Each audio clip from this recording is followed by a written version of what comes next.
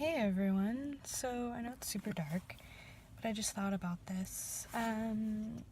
So you know how men or women aren't ready for marriage? But they totally want the perfect person to come into their lives and be everything they want them to be. But we get stuck in relationships that don't work out, or we're not getting our needs met, and then we complain about that, or we expect our partner to change, thinking that they actually care about changing enough to bring about unity in our relationship or in the relationship, whatever it may be. We get stuck in abusive relationships because we have trouble taking care of ourselves and really loving ourselves in the ways that we want someone else to love us and the ways that we want to be treated ultimately. Or we settle with what comes towards us, thinking that what we get is what we deserve, or that what we're going through is what we need, or whatnot. And maybe sometimes there's a divine purpose in relationships, which I certainly think is true. But we also have to remember that we don't need anything outside of ourselves to be complete, to be whole, to have a proper relationship, to have a whole, full relationship. You need to have all aspects of what you would have in a relationship with yourself first before expecting that from someone else. So if you want a responsible partner, you yourself need to be responsible. That means being 100% responsible for yourself. That means cutting the excuses, cutting the victim role, cutting the helpless role, and really making the differences you need in your life. So when we take responsibility, we realize our worth, we realize what comes with responsibility, we realize where we are lacking, we realize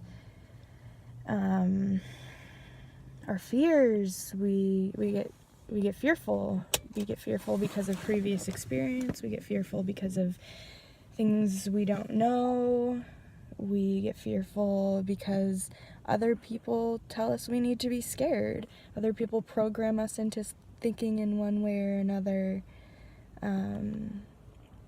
and thinking that we can't have the perfect guy, or we can't find the right job, the perfect boyfriend, the perfect friends, the perfect body. Ultimately, you can have all those things and still not be happy. And you know why? It's because it doesn't come down to anything outside of you. It never ever did. The feelings are outside of you. The feelings are things you feel based on your experiences.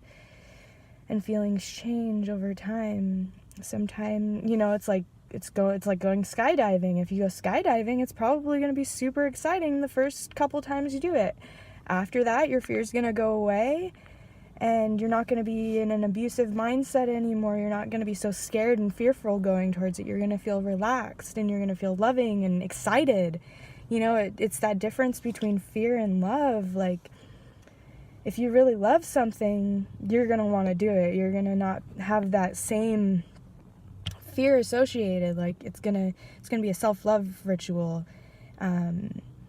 So it's like getting any new type of habit integrated into your life. It's going to be hard, and it's going to be fearful, and it may hurt a fucking lot. Sorry for my language, I don't typically cuss. But I really mean that. I really superiorly mean that. On a very deep level. It is going to hurt, but you have to understand that there's a difference between pain and hurting yourself. And you need to understand the difference and where you can change your life to love yourself so that you're not paining yourself. You gotta live to live or live to die. You're either living or you're dying. And you're choosing every moment of your day how you're going to be spending your time and how you're going to be using your body and your mind. What are you going to be thinking, and what are you going to be doing? What are you going to be integrating? What are you doing every day? What are you creating on a daily basis? What do you want to create? You know, like, if you want different results, you have to change your thoughts. You have to have different thoughts. You have to have different patterns. You have to really expose yourself to the things that make you scared. Expose yourself to the things that you say you can't do. And really surprise yourself. Surprise other people around you for doing all the things you're scared of.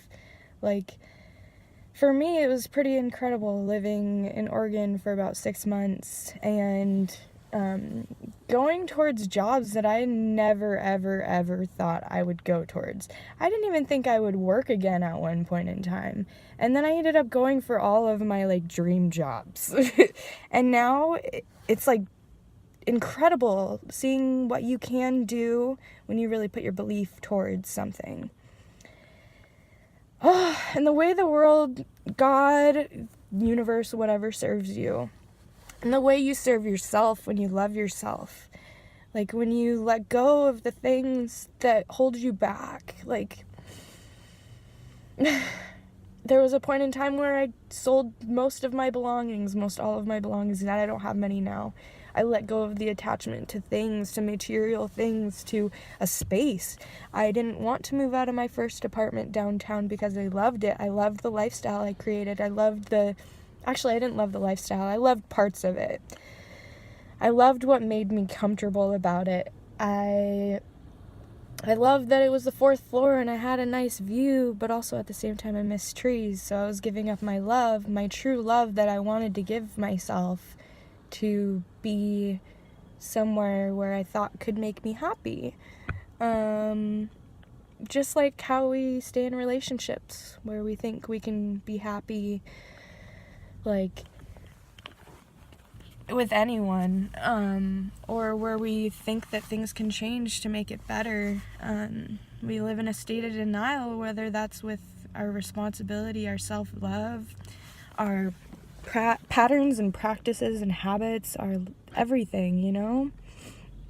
Like, if you're comfortable eating junk food and binging all the time, you're probably going to stay with your binging husband or your binging friends, or you're probably going to keep going and buying junk food. Surprise, and you're going to get fatter, and then you're not going to go to the gym. You're not going to associate with healthy people because they're going to make you feel uncomfortable. Of course. Honestly, like, years ago, like, healthy people, I loved seeing them because I wanted to be like them. I wanted to know their secrets. Like, what were they doing? Why were they so shiny? But it was because they were taking care of themselves, because they believed in themselves, because they were doing the best for themselves, because they were doing the best for those around them. They had a mission, not just for themselves, but for other people, because they believed in the cross. They believe in the crossing of your heart and your mind to create beautiful things in your life. Like, there is so much earth, wind, fire, air, water, like, all these things, like, all the elements. There's so many patterns in the universe. Like, I can't even talk about it right now, and I'm not gonna. But there's a crossing. Like, who you serve. Do you serve yourself? Do you serve a small community? Like, are you a local business? Are you a small business? Are you yourself working something that you're probably giving all your time up for because you're really serving your community? Those things like opening a gym or something, that's not always for the gym owner, that's for you as a community, because they want to see those changes. They know that the resource is needed. That's what business is. It's where there's a need, you create something because people need to hear it. Like, anything. I mean, that's like YouTube. Like, there's a need, people have to search to get their answer, and they're looking for an answer. Oh gosh, I trailed off there. I hate that. I start thinking about it at the end of my talk there, and I'm like, fudge, what was I talking about? I mean, it's all together, but it's not.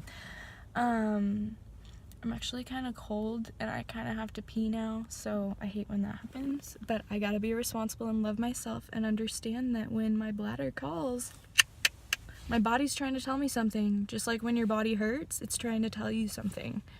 It's really good to dig into those things and think, why am I hurting? Why am I having this thought? Why am I doing this negative thing? Why is it that I'm stuck? Why is it that I can't think of something different? Why is it that I'm stuck? Like, ultimately, why are you stuck? Why are you stuck in what you're stuck in? Like, because if you're in the mud, you got to pull yourself up. And you have to learn the ways to pull yourself up. Sometimes that can take a long time, but you really have to trust and believe in yourself and the world that you were born in, knowing that you are provided for. Like, whether or not you know it or not, the world wants you to do your best, so you need to do your best. Like, whether you believe in God or not, like, you can't say you don't believe in something and then expect something to work in your life, or you can't expect to believe in God and not believe in yourself. Like, Jesus. Ultimately, like, you need to believe in yourself. You need to emphasize oh gosh, like, empathize with yourself.